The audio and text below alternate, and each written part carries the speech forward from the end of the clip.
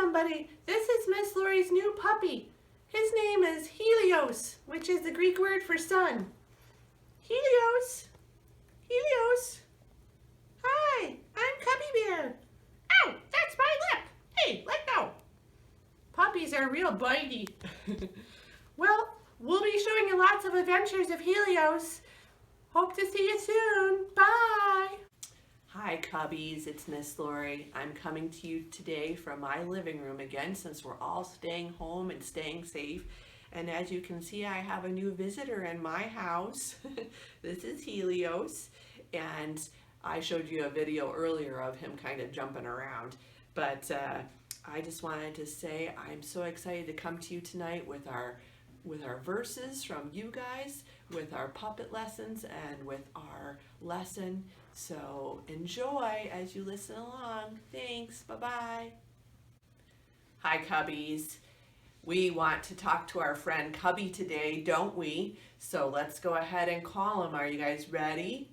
1, 2, 3, Cubby!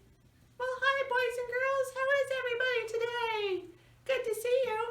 Well, hi, Cubby Bear. Last week we were talking about the problem that you guys were having on the farm with all those beetles. Yeah, that was a real big problem. We needed some help. Well, I was wondering how it worked out. The boys and girls have been wondering too. Well, remember I said I was going to go get a jar, and that didn't work so well. Why was that? Well, because as soon as we would put one beetle in and put the lid on, when we went to go put another beetle in, the first one would jump out. Oh my. Well, how many beetles did you catch that way? Well, we only caught one because all the others jumped out. That doesn't seem like you're making very good progress. No, not at all. So what happened then is Timothy helped his dad set some big beetle traps. The traps worked much better than my jar. Oh, really? Okay, well, how many beetles did they catch in the traps? Well, there was a lot of them in there, and that really helped to get them off the trees. But there was one more thing that really helped take care of this beetle problem. Oh, really? What was it? Well, I want you to guess. Guess? Okay, boys and girls, let's guess. Can you give us a hint? It's an animal. Was it you? No, silly. I told you I didn't catch very many with my jar. Okay, well, let's see. What animal do you think could have helped catch beetles? Is it something that meows like a cat? Meow? No. Good guess, though. Let's see. What other animal? Oh, could it be maybe an animal that hops like you hop? You mean like a rabbit? Yeah, maybe. No, the rabbits couldn't get up in the trees. Oh, I guess not. Cubbies, do you guys have any other guesses? What other animals could help? Was it maybe an animal that buzzes bzz, like a bee? Oh, that's a good guess. But no, you're getting closer though. Oh, we're getting closer. What other animal? Is it maybe an animal that flies and goes wah, wah? You guessed it. It was a starling. Oh, I don't really know much about a starling. Could you tell me a little bit about that? Well, starlings are these cool birds that like to eat beetles, and they like to feed them to their babies. So they helped get rid of some of the beetles that were on the trees. Well, that's awesome. God always provides, doesn't he? He sure does. And I don't know what I would have done if I didn't have my nice juicy apples. I know, you really like your apples. Have you guys been eating apples lately? They're so good. I love them. Well, that's all for now. Just wanted to update you on the beetles and my nice apples. We'll see you guys later. Bye. Bye, Cubby. Bye, Cubby. Exodus 15:2.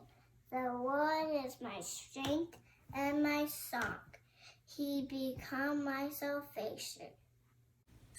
Hi Cubbies, we're going to have our Bible lesson now. You guys remember that big problem that Cubby was having with all those beetles and he had to cry out for help? Well, do you remember we were talking about the Israelites and how they were in Egypt and they were having some problems too, weren't they? Remember there was that evil king Pharaoh who was not very nice to them. and made them be their slaves. They had to work so hard.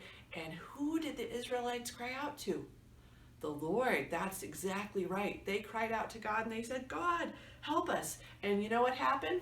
God heard their cries and he acted in powerful and mighty ways. Remember, guys, we are learning how God is mighty and he is always strong enough to help. So remember, God sent Moses and Aaron to talk to Pharaoh. God says, let my people go. But do you guys remember what Pharaoh did? No, no, no. He wouldn't listen. He was stubborn. And God had to show his mighty power to teach him a lesson. So do you remember they sent 10 plagues, and we talked about 9 of them. They were like horrible things that happened. Remember, there was one of them where frogs were jumping all over the place, and another one where gnats were flying in the Egyptians' ears and their nose. And, it was just awful. So they had been through 9 plagues, and Pharaoh was still saying, no, I'm not going to let God's people go. And God knew that was going to happen. But he knew once he got to the 10th plague that Pharaoh was going to change his mind, even though he was so stubborn. So remember, our story today is from the Bible, and it's found in the book of Exodus. And remember, whenever we talk about the Bible, this is a true story. It really happened because God's word is true, okay? So we get to the 10th plague, and Moses said to God, tell the Israelites to brush blood from a lamb around the front door of each house, and the blood would be like a special sign. So the Israelites did what God said, and later that night, God moved through the land of Egypt, and the Lord looked at every door, and if he saw that there was blood painted around the door, he would pass over. Everyone in that house would be safe. But if there wasn't, like it was for all the Egyptians, then the firstborn in that house would die. And Pharaoh and the Egyptians woke up and they let out loud cries and wails. In every home, the oldest son was dead. The Egyptians had not had God's sign on their door. But in the homes of the Israelites, no one was crying. They were safe because they had marked their door with the blood of the Lamb, and God had passed over them. Now, Cubbies, I'm glad that the Israelites were safe, but I'm also sad about what happened to the Egyptians. But I want you to know that it happened because they were stubborn and they sinned. They didn't listen to God. Now, you guys remember what sin is, right? It's anything that we think or say or do that's against God's law, against God's commands. And the Egyptians did not follow God. Remember, all of us are like that, right? What's the letter A for in Cubbies? All have sinned. But God made a rescue plan for us, didn't he? He sent Jesus to die on the cross, to shed his own blood, so that if we believe in him, we can have eternal life. We can be with him forever. Now, we don't have to worry about the plagues. God's not doing that today. But we do need to be thankful that Jesus has died to pay for all of our sin. Now, let's get back to what happened with the Egyptians, okay? So during the night, Pharaoh called Moses and Aaron in, and he said, go! Finally, he wanted them out of Egypt. He said, take your kids, take your livestock, take your food, take everything. Just get out of Egypt. And so the Israelites were ready. They already had their shoes on. They collected up their things. They even asked their neighbors for things. And the neighbors gave them gold and jewels and food and clothes. So off they marched. Now, Cubbies, there were a lot of Israelites. Remember, that's part of the problem. Pharaoh was afraid of them because there were so many. There were like 2 million people. That's like more than we have in our whole town, okay? So they were escaping. God was showing his mighty power to protect them. So off they go. But you know what? Pharaoh changed his mind again. Can you believe it? And he said, oh, what have I done? I just let the Israelites go. They're the ones that build things for us and take care of things. What was I thinking? And so he gathered up a bunch of his soldiers and their horses and chariots. Now, chariots are kind of like a cart that a guy can sit in and go really fast. And so they start racing after the Israelites. And the Israelites were at a big lake. It was called the Red Sea. And they looked back and they saw all those chariots coming for them. And they were so afraid. And they said, Moses, what have you done? We're going to die out here in the desert. But listen to what Moses said to them. He answered the people, do not be afraid. Stand firm, and you will see God deliver you. The Egyptians you see today, you'll never see again. The Lord will fight for you. You need only to be still. They needed to trust God. Now, they had already seen God do all these amazing things with those plagues, but they had forgotten. We do that too. We forget all the ways that God's faithful to us. But Moses wanted to remind them to believe, to remember. Then the Lord said to Moses, why are you crying out to me? Tell the Israelites to move on.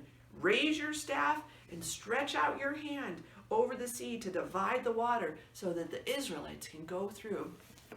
Now this is amazing, guys. There was a wind that blew the water, and so there was water on the left, there was water on the right, but in the middle there was dry ground for all the Israelites to go through. Remember, we said there were 2 million people. That's a lot of people, plus all their sheep and goats and everything. And they went through on the dry ground. Now, I think it would have been kind of scary to be walking through and looking at water on your left and your right. But that showed them that God was mighty and that he could do anything to save his people. So we see how God is mighty. He saved the Israelites from being slaves to Pharaoh, and he brought them out of the land of Egypt. He is strong to save us too. He sent his son to save us from our sin. Now, when they were all done and out of the way and safe, this is our Bible verse for tonight, guys.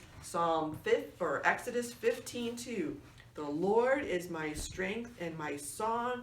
He has become my salvation. God rescued them. He saved them. Now, I'm going to show you a couple videos of some of you saying your verses. Now, remember, moms and dads, we are actually combining 2 lessons tonight in your book. We're doing lesson number 17 and lesson number 18. So you guys can work on 2 of the verses. Remember, there's Exodus 15:2. What does that say? The Lord is my strength and my joy song. He has become my salvation. And then we also want to remember the verse about how God is mighty. So enjoy listening to your fellow Cubbies say those verses, and remember to say them to mom and dad too. Love you guys. Bye-bye. Exodus 15:2. The Lord is my strength and my song. 3, 7, 5. Great. The Lord of mighty power.